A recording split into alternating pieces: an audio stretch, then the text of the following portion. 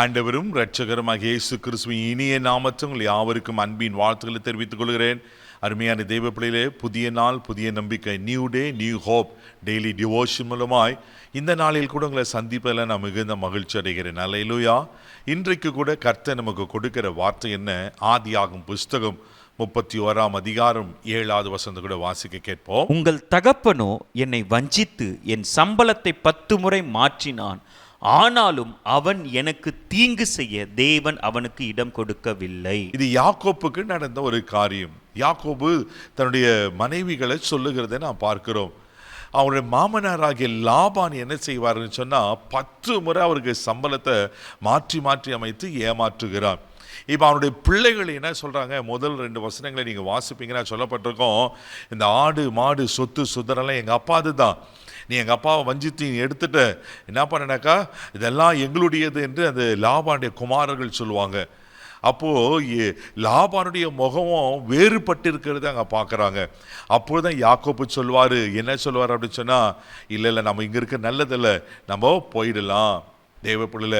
அப்போ தான் ஆமேன் லாபான் தன் மனைவி மக்களை பார்த்து சொல்கிற ஒரு காரியம், அவங்க தீங்கு செய்ய தேவன் இடம் கொடுக்கவில்லை. ஒரு நாளும் ஆமேன் யாக்கோப்பை மேலே கை போடவே முடியல. ஆனால் தேவபிள்ளை ஆண்டவர் யாக்கோப்பை 2 பரிவாரங்களால் ஆசீர்வதித்தாராம். கோலுக்கு ஏமாத்தான் வந்தார், மாமனார் ஏமாத்தினார், ஆமேன். ஆனால் எல்லா காரியங்கள் நடந்தும் கர்த்தர் யாக்கோப்பை அபரிவிதமாய் ஆசீர்வதிக்கிற பார்க்குறோம். ஒரு தீங்கு கூட யாக்கோப்புக்கு விரோதமாக செய்ய முடியலையா? ஏன் தெரியுமா? ஆண்டவர் யாக்கோபோடு உடன்படிக்கை செய்து கொண்டிருந்தார். அல்லேலூயா. அதே யாக்கோபு ஒரு காலத்தில் எத்தனை இருந்தார், ஏமாற்றுக்காரனா இருந்தார், அண்ணனை ஏமாத்தினார், அப்பாவை ஏமாத்தினார். ஆனால் ஆண்டவர் யாக்கோப்பை சந்தித்த போது தெய்வ பிள்ளைகளே, யாக்கோப்பை இஸ்ரவேலாய் மாற்றுகிறார், ஆளுகிற பிரபுவாய் மாற்றுகிறார், ஆண்டவருடைய பிள்ளையாய் மாற்றி ஆண்டவருக்கு சாட்சியாய் நிறுத்தி ஆபிரகாமின் தேவனும் ஈசாக்கின் தேவனும் யாக்கோப்பின் தேவன் என்று சொல்லத்தக்கதாக அந்த முற்பிதாக்களின் பட்டியலை கர்த்தர் யாக்கோபு கொண்டு வரதை பார்க்கிறோம். பிள்ளைல நீங்களும் ஆண்டவர் பிள்ளையா இருக்கீங்களே, ஆண்டவரோடு ஆமீன் உடன்படிக்கை செய்து கொண்டிருக்கீங்களே, நீங்கள் ஆண்டவருடைய வெளியேறப்பட்ட ரத்தத்தில் கழுவி சுத்திகரிக்கப்பட்டு அவருக்கு சொந்தமான ஜனமாக இருக்கீங்களே, கர்த்தர் உங்களை கைவிட்டுவாரா? யாராவது உங்களுக்கு விரோதமாக தீங்கு செய்ய கர்த்தரை விட்டுவாரா? ஒருத்தர் உங்களுக்கு விரோதமாக தீங்கு செய்ய முடியாது, ஒருவன் உங்கள் மேலே கை போட முடியாது. ஹல்லேலூயா.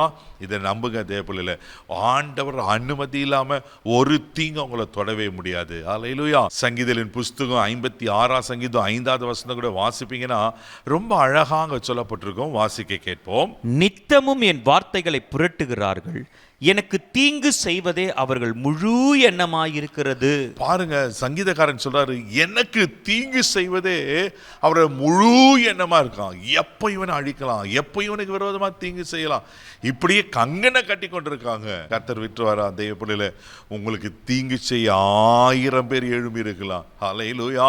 உங்களை தொடர்றதுக்கு ஒரு சக்திக்கு அதிகாரம் கிடையாது. சங்கீதத்தின் புஸ்தகம் 121 சங்கீதம் 7 வாசிப்பீங்கன்னா ஆண்டவர் நம்ம வாக்கு பண்ணிருக்கிறார். வாசிக்க கேட்போம். கர்த்தர் உன்னை எல்லா தீங்குக்கும் விலக்கி காப்பார், அவர் உன் ஆத்துமாவை காப்பார். ஆமென். கர்த்தர் உன்னை எல்லா தீங்குக்கும் விலக்கி காப்பார். ஒருத்தர் உங்க தீங்கு செய்ய முடியாது. அது மனுஷரால் வர தீங்கா இருக்கலாம், பிசாசினால் வர தீங்கா இருக்கலாம். தேவ பிள்ளையில எப்படியப்பட்ட காரியங்கள் இருந்தாலும், ஒரு மிருக ஜீவன்களை எந்த காரியங்கள் இருந்தாலும் கர்த்தர் உன்னை எல்லா தீங்குக்கும் விலக்கி காப்பார். ஆமென். யாக்கோப்புக்கு விரோதமா தீங்கு செய்ய இடம் கொடுக்கவே இல்லையா? ஒருவேளை லாபான் நினைச்சிருப்பார், எப்படியாவது அவனுக்கு தீங்கு செய்யணும்னு. கர்த்தர் இடம் கொடுக்கல. யாக்கோப்பை காத்த ஆண்டவர் உங்களையும் காப்பதற்கு உண்மையில் இருக்கிறார். இதை நம்புங்க தேவப்பிள்ளையில, ஒரு தீங்கு உங்களை அணுகாது. கண்களை மூடி நாம் ஜெபிக்கலாம். அன்பு தகப்பனே, உமக்கு நன்றி சொல்லுமே, துதிக்கிறோம், ஸ்தோத்திரம். யாக்கோப்புக்கு ஒரு தீங்கும் அன்றரை செய்ய இடம் கொடுக்கலையே அப்பா. இவர்களும் எல்லா தீங்குக்கும் நீங்கள் விலக்கி காத்துக்கொள்ளும்படி ஜெபிக்கிறோம். பகலில் கம்புக்கும் இருளிலே நடமாட கொள்ள நோய்க்கும் மத்தியானத்தில் பாழாக்கும் சங்காரத்துக்கும் பயப்படாதிருப்பா என்று வாக்கு பண்ணியிருக்கிறேன். பாதுகாத்துக்கொள்ளும், ஆசீர்வதியும். இந்த நாள் முழுதும் கரம் பிடித்து நடத்தும் கிருபை ஒப்பு கொடுக்கிறேன். இயேசுவின் மூலம் ஜெபம் கேளும் பிதாவே, ஆமென். ஒரு தீங்கும் உங்களை அணுகாது. தைரியமா போங்க. God bless you.